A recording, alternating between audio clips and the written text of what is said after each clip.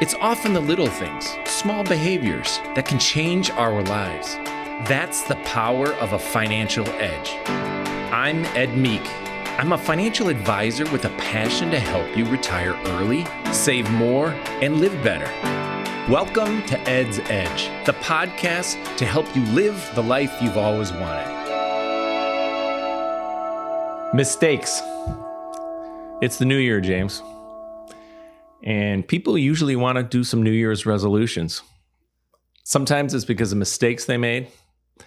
Right now, what I want to do is share with you, and James as well, mistakes that we've made and mistakes that we've seen a lot of other people make that we would like for you not to make. And if you have, make it a New Year's resolution. Yeah, the spin here on the New Year's resolution is, we always have these goals, things we want to accomplish. Sometimes we want to take the opposite approach of things we want to avoid doing when it comes to especially our finances. So let's talk about those items. Well, first, I have to say we're going to bring in, we don't do this very often, but we're bringing in some guests. We believe that it will help you understand one of the mistakes a lot of people make, and it should make a big impact on you. Looking forward to it, Ed. Oh, we're going in right now. All right, stay tuned, everyone. Who do we have here, Ed? Whoa.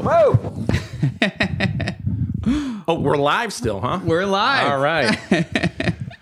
So the first mistake, James, why don't you share with us? The first mistake I made in my early 20s is certainly I had, a job. I was happy about that. I earned some income, and I realized if I put money in my 401k, I get a tax deduction. And I wanted to maximize my traditional 401k because I wanted as much money back for myself.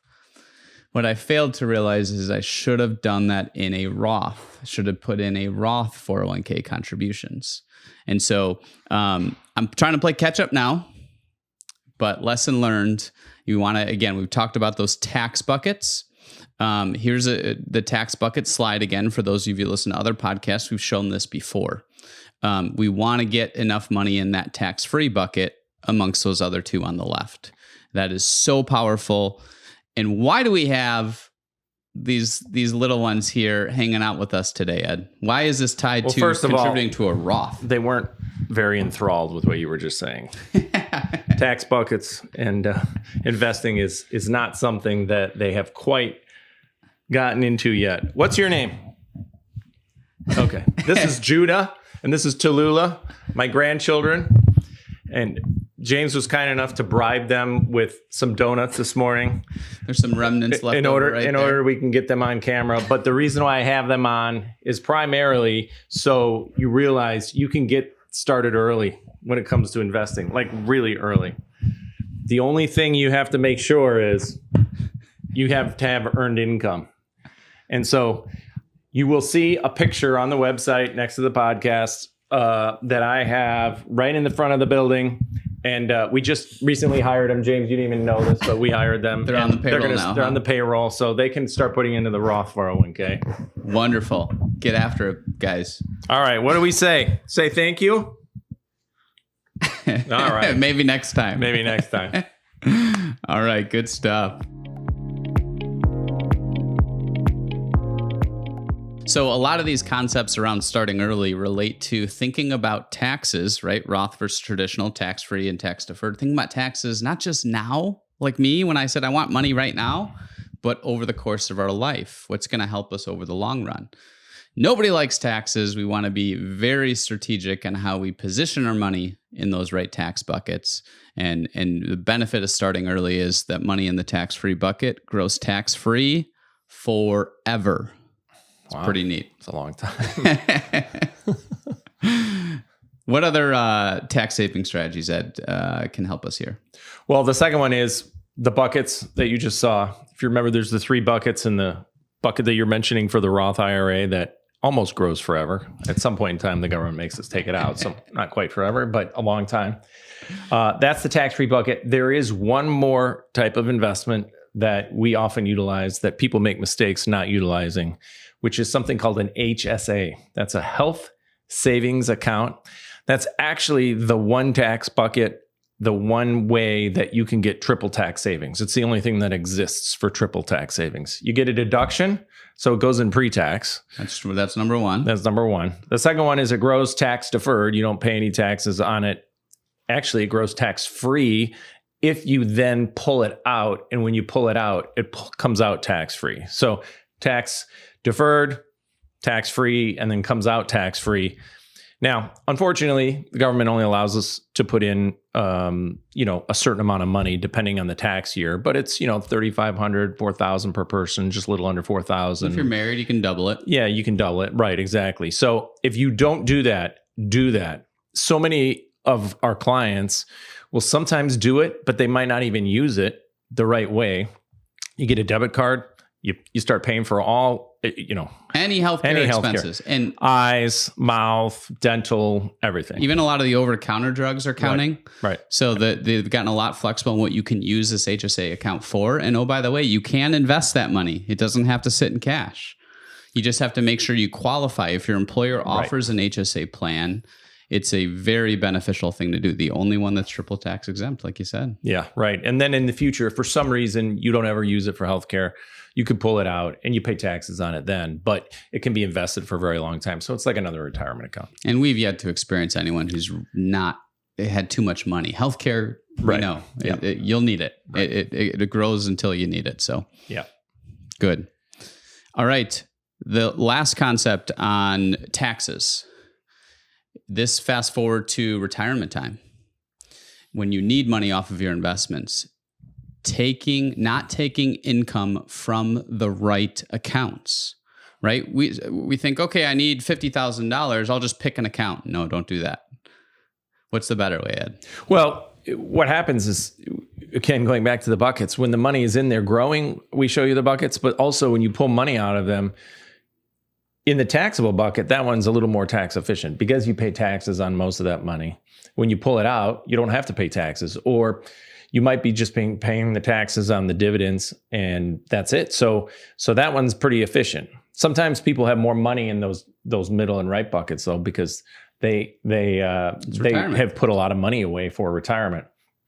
So you have to keep in mind that we have to remember, and some people don't even realize this, that the way the tax code works is you pay a certain amount of money in taxes at one tranche and then another tranche, and as you get higher, you pay 22%. You can see it on the chart that we're putting on here, 22, 24, depending on your income. And so you want to try to minimize your taxes by pulling out so much or paying so much in taxes from your investments. And then if you don't want to go in the next bracket, then you might take it from a taxable account. Or even sometimes people utilize life insurance and it has cash built. If you put in money in investments there, you can pull that out in a way that you don't have to pay taxes. Yeah. Pulling the right lever to maximize your tax situation upon retirement. You don't want to necessarily bleed one account over, take all your money out of one account. Like sometimes people will take all their money out of their taxable account and then they get older and then every single penny that they take out in the future, they'll call us, right? We have this happen with our clients all the time. They call us and they're like, yeah, I need $10,000. And we're like, all right, well, we got to pull out $14,000 because of the tax bracket you're in. So they don't really take that into account. Yeah. Yeah. Good point. Those are the tax savings items and mistakes people make around taxes, not thinking about that. Second point, insurance mistakes. What are some insurance mistakes? It's protection, insurance. We would like for you to be in a position like the person, these two people you can see right here on this GIF or GIF or whatever the thing is called. But if you're properly protected, then when these kind of things happen, you don't get hurt. And there's a handful of insurance things we've talked about in the past, but a lot of times a big one is disability insurance. People don't want to pay for it. I just had this conversation with my wife who's retiring now, so she won't need it anymore. But if she ever got disabled, when we were raising the kids, her income was such an important big piece that it would have really, really hurt us financially if we didn't have it. And many people know that, but they don't want to pay for it because it can be expensive, but it really is a great protection. Sometimes even more important than some other insurances, but that's one. Yeah. The other big one, long-term care. We know the statistics now. If you live past 65 years old, there is a 75% chance you will need some form of long-term care before you're no longer here on Earth. I know you've been saying this, and I've been hearing it from our long-term care expert. It's just really shocking. Eye-opening, isn't it? It is. But it's true. And if we just notice grandma and grandpa or some other people, like it's accurate, unfortunately. Here's what's so interesting to me is those that care about long-term care have felt it before. Yeah. Mom and dad just had it. And so, oh my gosh, I got to think about myself for the next 25 years if I'm in that position. And so what we're encouraging you to think about is, if I need long-term care, can I afford to pay for it on my own? It's not cheap. Long-term care is sometimes $8,000, $9,000, $10,000 a month after taxes. The one time it's slightly better is if you start a little earlier. Now, it makes it a little harder. You're in your late 40s and you're not thinking about these things, but certainly around then you want to start thinking in 50s if you're still healthy. Sometimes when people start thinking about it, they are at a point where they may have a lot of difficulties already, and then it becomes very unaffordable or you can't even get it. So that's one. And then the last one is getting what's called an umbrella policy. This is insurance that sometimes people have heard about it, but they're not quite sure what it is, and they don't even know if they have it when we ask people. You have to have a car insurance. You have to have insurance on your house. Those have limits, though. Sometimes $200,000, $300,000, $400,000, where if something happens and it's your fault, the insurance company will cover up to that. But if it's your fault and somebody sues you, then and they win for $1 million, let's say, you're paying it out of your own pocket. And so an umbrella policy is something like an umbrella that will go over all of the insurance that you have on your home, homes, cars. And if you get sued, then it'll pay. And they come in $1 million increments, which sounds like a lot, but it actually doesn't happen very often. And so therefore it's fairly reasonable, a few $100 a year. And then if you get an extra million, it's usually not that much more incrementally. And so we really encourage people to do that no matter what, because you don't want to build up that nest egg for a really, really long time and then lose a big chunk of it in case something crazy happens. Right. All right. Harvesting. Okay, farmer. Why are we talking James. about farming on a financial podcast? Well, because my uncle's a farmer. Oh. Okay, that's not the reason. It's because there's a term in the investment world that we utilize and we encourage everybody to utilize. If you have money in that left bucket that we've shown, the taxable bucket, and you buy an investment and it goes down for a period of time, you can actually sell it, buy another investment that's maybe somewhat similar and take the losses. Now, nobody likes to take losses, right? Oftentimes people who buy something don't want to sell it. They want to wait for it to come back up. And I get it. Psychologically, it makes you feel better. But if you can replace it with an investment and take that loss, you harvest the loss. It's like harvesting, crops, and you put it in your back pocket and you can use it to offset gains in the future. So it's a way of having a more tax efficient, situation for you, not just in 1 year, but in future years. Yeah. You can harvest tax losses. You can also harvest your investment mix by rebalancing every year. Mm-hmm. And so these annual items are so important. They give you a ton of alpha. What do I mean when I say alpha? Added value by just making a little bit of extra work each and every year.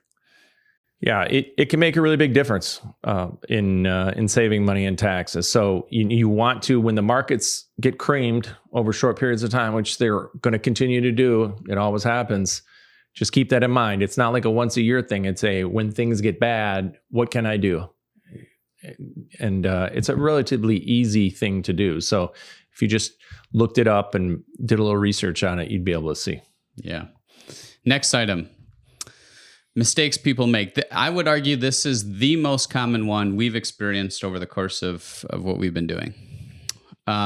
Race? The race, you mean? You see this race? All right, check out the race.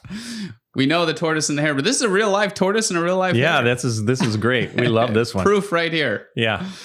Is not thinking about the long-term game plan when it comes to your retirement with all your income sources. Too often we have a hare approach. of, I want to maximize this year. Think back to, I think back to when I was in my early 20s and says, I want to think about this year and maximize my taxes now, not thinking about the future. And so when we think about taking retirement income, there are a lot of long-term items we need to pay attention to, not just the given year we're in. What are they, Ed? Well, I think the big one is people in their mind go, I know I want to take a certain amount of income when I'm retired, but they don't fully understand and take into account inflation. How many times do we use the robust software that we've mentioned, where we tell someone, hey, if you want to live off of $80 or $100, $120,000 a year, that's their target. It might be 10 years out. We'll actually show them, when we hit that point in 10 years, you're actually needing 150 or 160. And when you're in your 80s, you might be taking out $250,000 a year. You have to take into account inflation. Especially now, right? We're just coming off the heels of the last year and a half of inflation really, really everybody's complaining about how expensive food is. You go to the grocery store, it feels like we're paying twice as much. Yeah. Well, this is a period of time where we're feeling it, but it continues. It's like, I tell you, I say this a lot. Inflation is like termites. It slowly eats away at your buying power. And so you have to take it into account. My grandpa used to tell me, so I have Cubs season tickets, and he says, the bleacher seats when I was a kid cost me a nickel, and they doubled it to 10 cents, and everyone went nuts. They were upset about it. And I said, Grandpa, they're now $70 minimum. That's inflation at its finest. His eyes get wide, like, oh my gosh, yeah. Right. All right. Not getting enough and not getting the most out of your Social Security. So take a look at this chart. Everyone knows about the full retirement age and that point of which I'm eligible to take it. Well, the full retirement age is just a benchmark number. We don't really pay too much attention around, should we take it at 62 full retirement age or 70? There's all these time periods in between. And depending on our cash flow and our investments and a lot of other variables, there is a strategy to make sure that you maximize your total Social Security benefits, not this year, over the course of your retirement life. Too much money is left on the table by claiming the wrong strategy. Well, what happens is you can take it as early as 62 or wait as long as 70. There's a number of variables that you have to take into account. And that's where, talking to the Social Security Administration is helpful. Sometimes it takes, hours to get in touch with them, or talking to an expert. Yep. But if you have a nest egg of investments and you're relatively healthy, there's a strong reason why you should wait longer and longer to get it. Now, the reason why we're even bringing this up is because how often do we sometimes start working with somebody who took it early, even though they didn't need to and they're healthy, and they said, well, I just want to get my money out. Well, short term, it feels good because I'm starting to collect early. Unfortunately, you get paid much less when you take it early. And the longer you wait, it incrementally pays you significantly more. And so if you're healthy and you make it to your early 80s, you're starting to get way, way more money. And then you'll collect and be able to get a lot more out of Social Security for the rest of your life. And if you do claim before retirement age and you're working, not only do you get less money, you're penalized on top of that. So lots of different things to think about with Social Security. Make sure you get the right strategy. Healthcare. Let's circle back to that. And when it comes to having a long-term game plan for healthcare, those costs are increasing much higher than inflation. Do we have the right Medicare strategy for us with the right policies we need, supplemental, et cetera? Do we need that long-term care? Do I have an HSA account that I have a strategy on how to claim that? Thinking about not just when I'm 65, but when I'm 75, 85, 90, getting myself covered so it doesn't derail the rest of the portfolio. And if it's before 65 and you retire, how often people are very worried, and it can be expensive, but finding the right policy, even if you have to pay a little bit more for it, and the Medicare supplement policies, that's huge. This is a decision that you want to make sure you do as much research on as possible. We work with a company that will look at all the different options depending on the state that you're in, and depending on what kind of medicine you need or don't need or your health situation, it can be huge. And trying to figure that out on your own is really hard. Yeah. All right. Last but certainly not least is estate planning. Now, we know what estate planning is, generally speaking. No wild goose chases in estate planning. Take a look at this, Ed. Well, I just want to know if, when you're looking at this, I mean, you're a big baseball player. You love baseball. I'm sure this happened to you all the time when you were out in the field, right? As a matter of fact, I never saw a goose, but I saw plenty of goose poop. Yeah, right. All around her. They were there. We had to clean that up. But we don't want to be chasing around looking for, ways to... When we were talking about this topic, the idea of no wild goose chases popped in my head. And the reason was because I remember, this literally happened to me, not with a goose, but like the term, I was like, I wonder what a wild goose chase is. So, we found that clip, which we thought was great. But so years ago, my dad's cousin asked me to be the executor of his estate. And when he passed away, he ended up having a will that I had him do. And then he changed it and had another will. And what happened was, you need the actual official copy of that will. Not copy. You need the original of that will. Not the copy, yeah. Right. So you actually need the original of that will. And if you don't have it, it screws everything up. It almost got so bad in this situation, because I didn't know this early on, is that the judge was probably going to use the first will. And that was going to leave money to a sister that he only wanted to leave a little bit of money to, not the same amount. He wanted to leave most of it to his daughter. Well, the old will said it the wrong way, and the new will didn't. And I found the old one, but not the new one. Until I went on a wild goose chase. I went to his condominium for 4 times. And I was trying to find it all over. Right. And on the last day when I was going to go see the lawyer and the judge to try to figure out if we could shoehorn the judge. And how often can you shoehorn a judge to do anything? Right. I was like, all right, I'm going to try one thing I never tried. I went in the trunk of the car and there was his golf bag. And I was like, there's no way it's in here. And I opened the golf bag and it was sitting in there. The will was in a golf bag. It was in a golf bag. Go figure. Yeah. So thank God but now I just tell everybody, no wild goose chases for the people you're going to leave this to. You have to keep it in a safe or a safety deposit box. We don't want to lose now copies of trusts and power of attorneys are okay, but for some reason they haven't changed the laws yet. Wills are super important. Make sure the executor and the trustees and everybody who are going to be your power of attorneys, they know exactly where everything's at so they can utilize the documents properly. Yeah, yeah. And as it relates to that too, new age now in our world, how many usernames and passwords do we have? I think the new data out there is 60 or 70 at least. How many of those are important? Does your executor, does the person in charge thereafter, do they have their logins to shut down your Facebook, to be able to, update bank information, et cetera, et cetera? Keep records of those login and passwords, and somebody should have them so they can update your online profile. Your most trusted person, or maybe even two, should have, if you have one of those master password things, they should have that.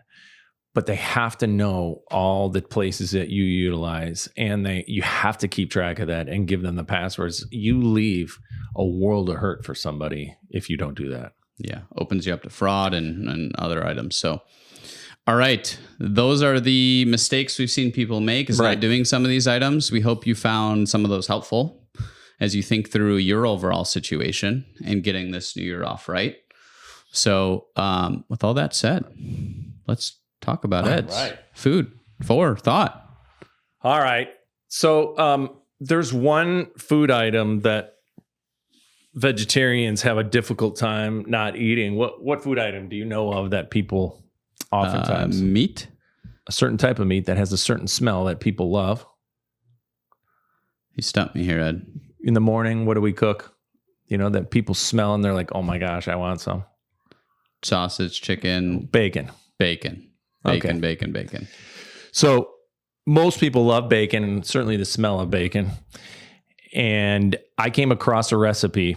I came across a meal for the first time in college. I'd never had this before. So we didn't go out to dinner very often when I was younger. My mom and dad made food at home. And so it was rare for us to go out to restaurants. And so there was this couple that I used to be a caddy for, and they took me out to an Italian meal one time, and I got something they told me that I should try. It's called spaghetti carbonara. Have you ever had it before? I have not. Okay. So spaghetti carbonara is spaghetti with this very delicious white cream sauce, and it has crumbled bacon in it. Huh. And it was awesome. I mean, and ever since then, I've been on the quest to make spaghetti carbonara. And so I came across, I'd had a recipe I used for a long time, and it was good, but I came across another recipe recently that I made, and it was awesome. So we're going to post that on here, but. Nice. Spaghetti carbonara, not to be confused with the carbonara effect, which is where my mind went. I don't even know what that is. It's a show. Pretty good. It's a pretty funny show. Is it carbonara? Carbonaro is the last name of the gentleman. Okay. He's a magician that pulls jokes on people. Gotcha. All right. Wonderful. Well, if you make it, let me know what you think. It's awesome. Thanks, everyone, for listening. We'll talk to you next time. Thanks. This podcast represents an assessment of the market environment at a specific point in time. It should not be relied upon as investment advice and is not intended to predict or depict performance of any investment. Any specific recommendations or comparisons that are made as to particular securities or strategies are for illustrative purposes only and are not meant as investment advice for any viewer.